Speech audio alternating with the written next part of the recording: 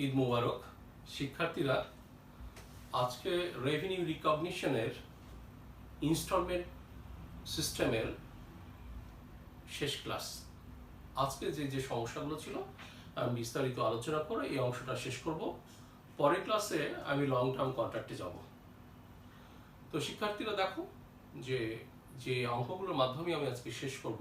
আজকে দুটো এক্সাম্পল দেব।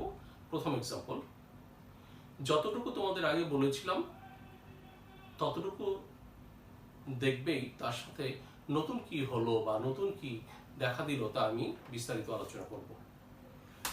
তখন একটা অঙ্ক দেওয়া আছে, একটা কোম্পানির instalment sales 5 lakh, cost of instalment cost of goods sold মানে cost of instalment sales 3,30,000, collection from customer 2,20,000, unpaid balance of merchandise repossessed, এটা তোমাদের কাছে নতুন,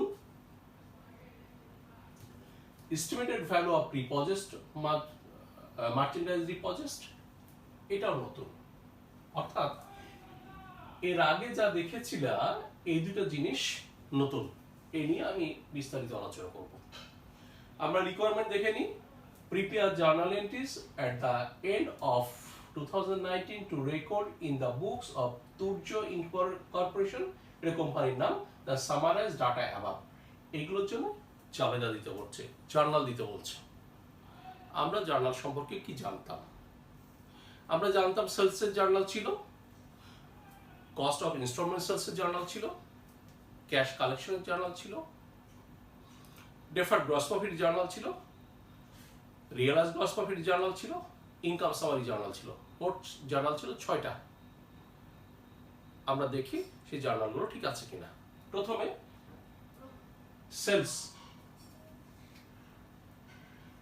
সেলসের জন্য জার্নাল কি ছিল? Instalment accounts receivable debit, instalment sales credit 5 lakh. দেখো, instalment accounts receivable, instalment sales. তারপর কস্ট অফ ইনস্টলমেন্ট সেলস এর জার্নাল ছিল, cost of instalment sales debit, inventory credit 3,30,000।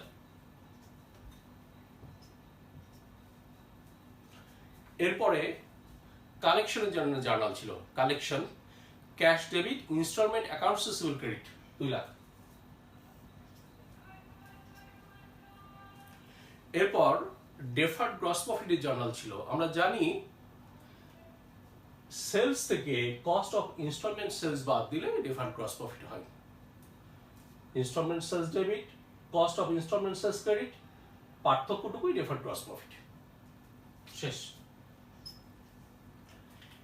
এরপরে realise gross profit journal. Realise gross প্রফিটটা fortunately 2 number রিকোয়ারমেন্টে চাওয়া হয়েছে। Prepare the entry to record gross profit realise during 2019, এটা 2 number রিকোয়ারমেন্টে চাওয়া হয়েছে। বি নাম্বার রিকোয়ারমেন্ট আমরা লিখেছি। আমরা জানি রিয়েলাইজ গ্রস প্রফিটের journal, deferred gross profit debit, realise gross profit credit. আমরা জানি যে রিয়েলাইজ গ্রস প্রফিট কিভাবে বের করব? ক্যাশ কালেকশনকে রেট অফ গ্রস প্রফিট দিয়ে গুণ করে দিব। আমরা রেট অফ গ্রস প্রফিট বের করি, installment sales less cost installment sales, আমরা কি পেয়েছি? Deferred gross profit. পার্সেন্টেজ বের করি, ডেফার্ড গ্রস প্রফিট ভাগ installment sales into 100 equal to 34%। 2 লাখের 34% মানে হচ্ছে 68,000। আমরা এটাও বের করেছি। তাহলে আমাদের যে রিকোয়ারমেন্ট ছিল এ নাম্বারে আমরা 1টা 2টা 3টা এদের জন্য জার্নাল দিয়েছি। বি নাম্বার আমাদের বলেছিল রিয়েলাইজ গ্রস প্রফিট, তার জন্য জার্নাল দিয়েছি। এখন জার্নাল দেইনি এইটার কারণে। এখন আমরা দেখি এটা কি। Unpaid balance of merchandise repossessed. Merchandise repossessed বলতে কি বুঝছো? তুমি কিস্তিতে পণ্য বিক্রি করেছো, প্রতি বছর শেষে বা মাস শেষে বা একটা নির্দিষ্ট মেয়াদ শেষে কিস্তি আদায় হবে। যদি ক্রেতা, তুমি যার কাছে বিক্রি করেছো, তুমি বিক্রেতা, যে কিনেছে সে ক্রেতা, ক্রেতা যদি তার কিস্তি ঠিকমতো পরিশোধ করতে না পারে, সেক্ষেত্রে তুমি তার পণ্যটা নিজ দখলে নিতে পারো। কেননা ইনস্টলমেন্ট পেমেন্ট সিস্টেমের নিয়ম হচ্ছে, তোমার কাছে একজন কিস্তিতে পণ্য ক্রয় করবে, সে পণ্য ভোগ করার অধিকার পাবে, কিন্তু মালিকানা পাবে না, কাগজপত্র পাবে না। যেদিন সে শেষ কিস্তির টাকা দিবে, সে সেদিন মালিকানা দলিল পাবে।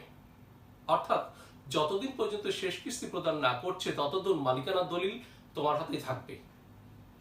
ক্রেতা যদি কোনো কারণে কোনো কিস্তির টাকা না দেয়, তুমি তোমার ওই মালিকানা দলিল দেখিয়ে বা মালিকানা দলিলের জোরে ওই পণ্যটা পুনরায় দখলে নিতে পারো। এই পুনরায় দখলকে বলা হচ্ছে রিপজেসড মার্চেন্ডাইজ রিপজেসড। অর্থাৎ কোনো একজন কাস্টমারের কাছে আনপেড ব্যালেন্স, তার কাছে তুমি 24,000 টাকা পেতে, সে টাকাটা দেয়নি বলে তুমি রিপজেসড করেছো, পণ্যটা দখল করেছো। Estimated value of merchandise repossessed. এরপরে পণ্য দখলে নিতে বসে থাকলে চলবে না, এটা বিক্রি করতে হবে। এটা বাজারে বিক্রি করতে গেলে তার এস্টিমেটেড ভ্যালু হচ্ছে 9,200 টাকা। তার মানে দেখা যাচ্ছে একজন কাস্টমারের কাছে তোমার 24,000 টাকা পাওনা ছিল, সে 24,000 টাকা দেয়নি, যার জন্য তুমি এটা দখলে নিয়েছো। নিয়ে যখন বাজারে বিক্রি করতে যাচ্ছ, তখন তার মূল্য হচ্ছে 9,200 টাকা। 24,000 টাকার জিনিস 9,200 টাকা, এখানে নিশ্চয়ই একটা লস হয়েছে তোমার। এটা আমরা কিভাবে রেকর্ড করব আমরা দেখে নিই। এবার আমরা দেখি এটার বাজার মূল্য হচ্ছে কত, 9,200 টাকা, আর দখলে নিয়েছো 24,000 টাকা। তাহলে আমরা এটা কিভাবে হিসাবমুক্ত করব? আমরা এটা কিভাবে রেকর্ড করবো একটু দেখে নিই। Estimated value of merchandise repossessed. তুমি যে পণ্যটা দখল করে আসলা, অর্থাৎ যার কাছে বিক্রি করা হয়েছিল, সে পণ্যটা ফিরিয়ে নিয়ে আসলা, এটা তোমার একজন অ্যাসেট ডেবিট। তবে অ্যাসেটটা রিপজেসড করেছো, সো রিপজেসড মার্চেন্ডাইজ।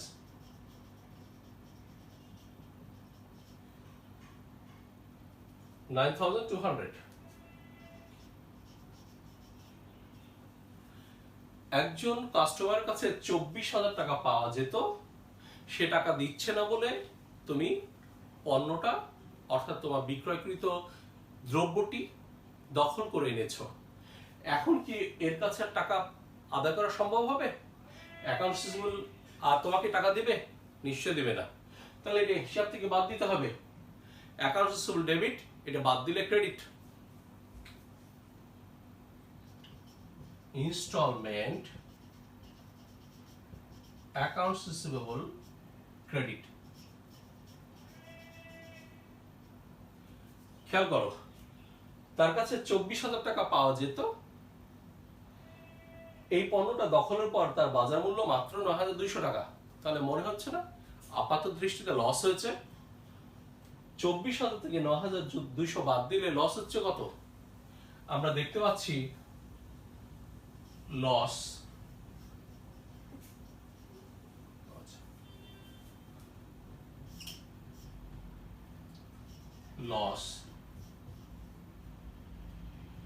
ধরি 14,800 টাকা। আমি ধরে নিই, আমি বোঝানোর স্বার্থে আমি এখানে লিখেছি 24,000 থেকে 9,200 বাদ দিলে মনে হচ্ছে লস হয়েছে 14,800 টাকা। এখন খেয়াল করো, আসলে কি 14,800 টাকা লস? তুমি পণ্যটা বিক্রয়ের সময় লাভ করেছিলে না? তাহলে ওই লাভের কি হবে? তাহলে এই 14,800 টাকা লস দেখাচ্ছে, এটা কিন্তু তোমার প্রকৃত লস না, কেননা বিক্রয়ের সময় একটা লাভ ছিল। ওই লাভটা বাদ দেওয়ার পর যেটা থাকবে সেটাই আসলে তোমার লস। তো আমরা দেখি বিক্রয়ের সময় তুমি কত টাকা লাভ করেছিলে। বিক্রয়ের সময় কত টাকা লাভ করা হয়েছিল? 34%। তাহলে আমরা লিখতে পারি আনরিয়ালাইজড প্রফিট, এর মধ্যে অনাধিকৃত মুনাফা ছিল অন রিপজেসড মার্চেন্ডাইজ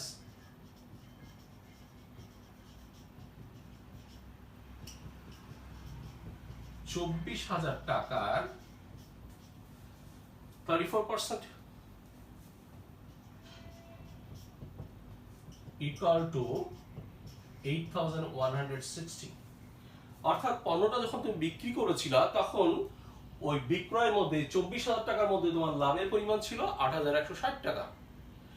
তারপরে 14,800 টাকা যে লস দেখাচ্ছে এটা তোমার প্রকৃত লস না, তোমার প্রকৃত লস বের হবে এখান থেকে এটা বাদ দেওয়ার পর।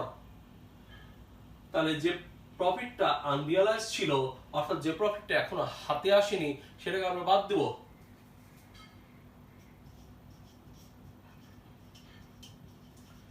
deferred gross profit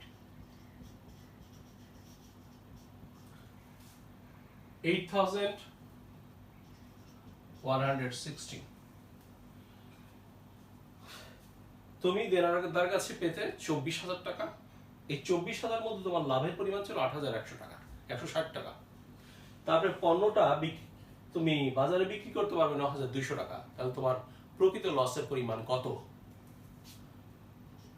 loss on reposition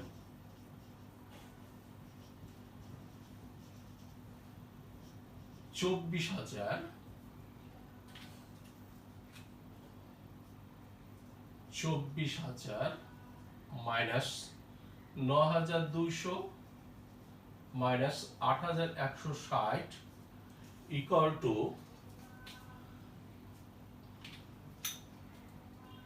6,640।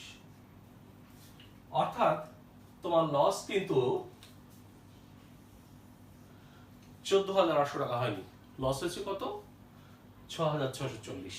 এটাই মনে রাখার বিষয় যে আমি দেনাদার কাছে পেতাম 24,000 টাকা, কিন্তু যে পণ্যটা দখল করলাম তার বাজার মূল্য 9,200 টাকা। মনেই হতে পারে 14,800 টাকা লস, কিন্তু আমি বিক্রি করার সময় কি লাভ ছাড়া বিক্রি করেছিলাম? নিশ্চয়ই না। কি পরিমাণ লাভ করেছিলাম? 8,160 টাকা। তাহলে 14,800 থেকে 8,160 বাদ দিলে হয় কত? 6,640। তাহলে আমার প্রকৃত লসের পরিমাণ 6,640। তাহলে এই অঙ্কে আর কোনো জটিলতা নেই, প্রত্যেকটা জার্নাল যেভাবে করেছিলাম আগে সেভাবেই করেছি। Installment sales, cost of instalment sales, cash collection, deferred gross profit, realize gross profit, এটাও চাওয়া হয়েছে, তবে বি নাম্বার রিকোয়ারমেন্টে। আর একটা নতুন জার্নাল কি দেখেছো? এটার জন্য। সুতরাং এখানে জটিলতার কিছু নাই, একটাই নতুন এন্ট্রি। আর এখন পর্যন্ত এর বাইরে সাধারণত প্রশ্ন হয় না।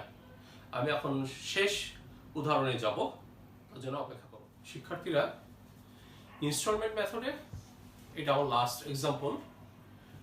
আমি আগামী ক্লাসে লং টার্ম কন্ট্রাক্টে যাব।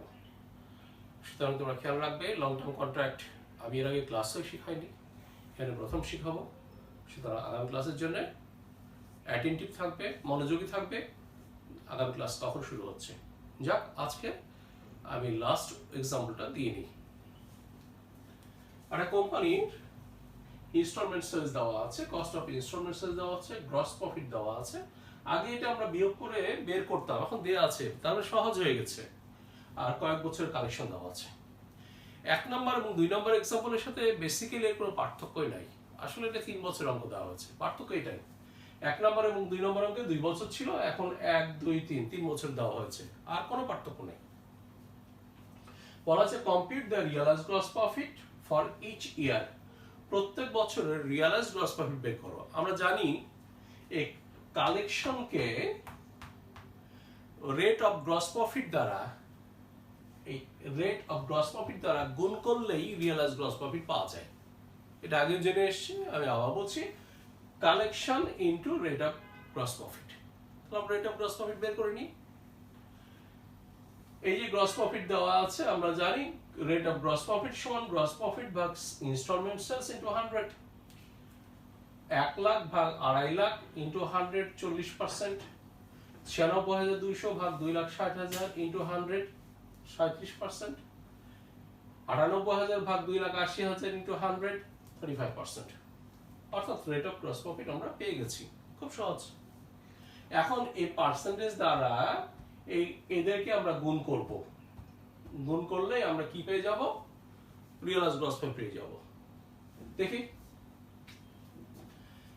আমরা 2017 সালের টাকা 2017 তে আদায় করেছি, 18 তে আদায় করেছি, 19 আদায় করেছি।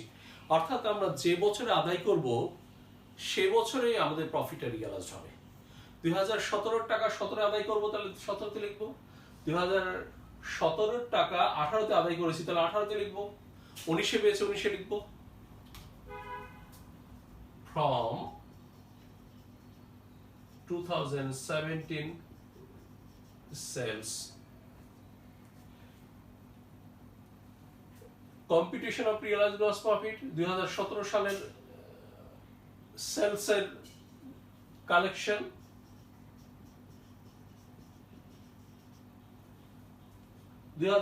সালে আদায় করেছি 75,000, 40%, 75,000-এর 40% মানে 30,000।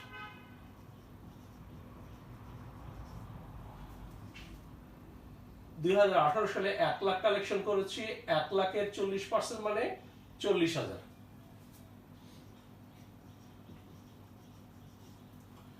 50,000 আদায় করেছি, 40%, 20,000।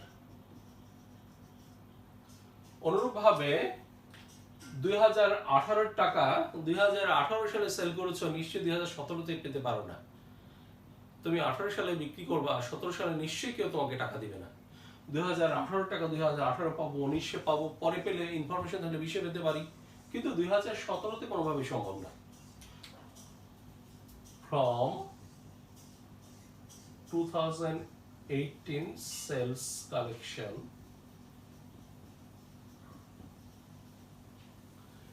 2018 টাকা 18তে বেশি 1 লাখ, লাভের হার 37%, তাহলে 37,000। 2018 টাকা 19-এ পেয়েছি 1,20,000, 37%, 44,400।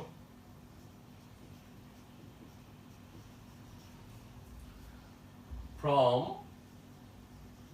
2019 sales collection,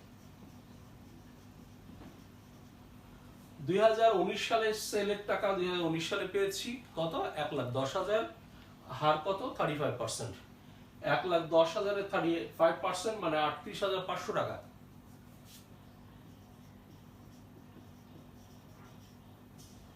আমাদের বলা ছিল compute the realized gross profit, আমরা এখন realized gross profit পেয়ে গেলাম। realized gross profit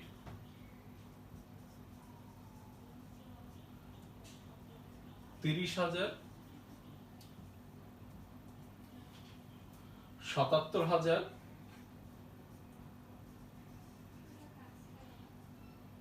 1,02,900।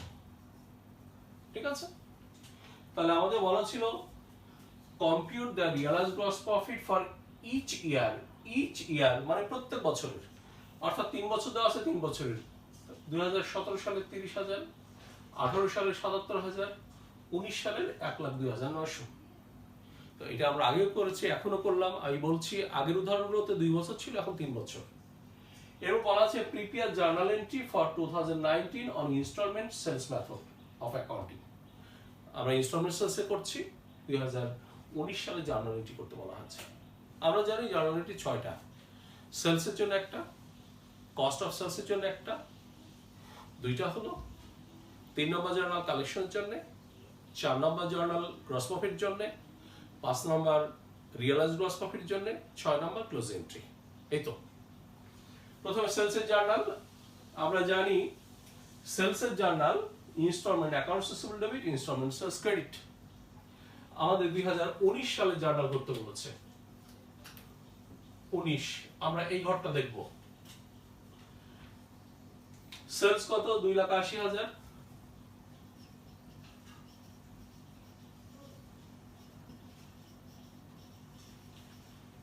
এবার cost of instalment sales debit, inventory credit 1,82,000,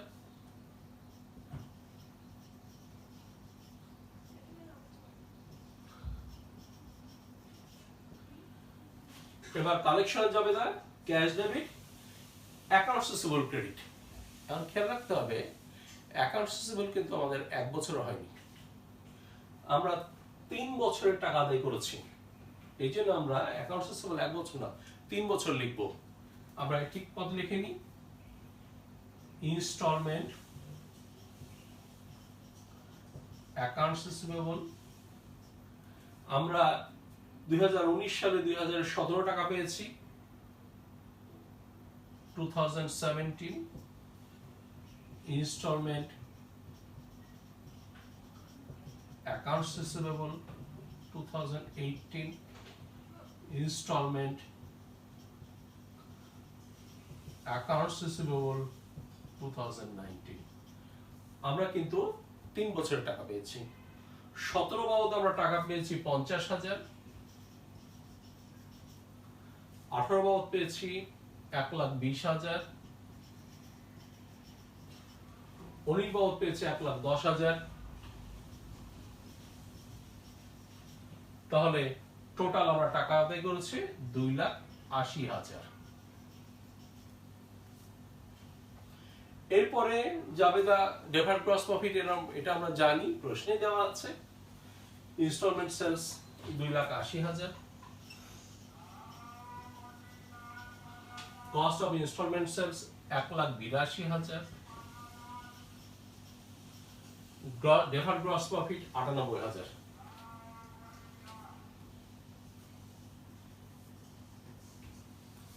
এরপরে আমরা জানি রিয়ালাইজ গ্রস প্রফিটের জার্নাল দিব।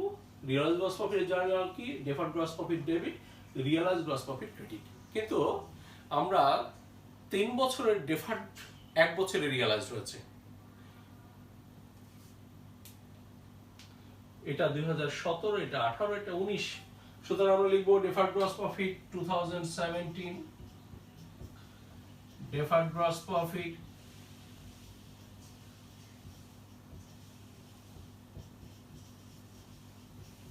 2018, deferred gross profit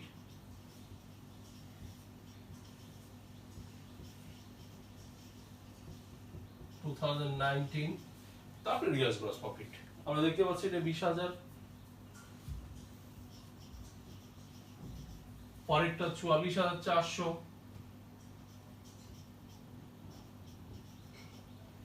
পরেরটা 38,500, টোটাল 1,02,900।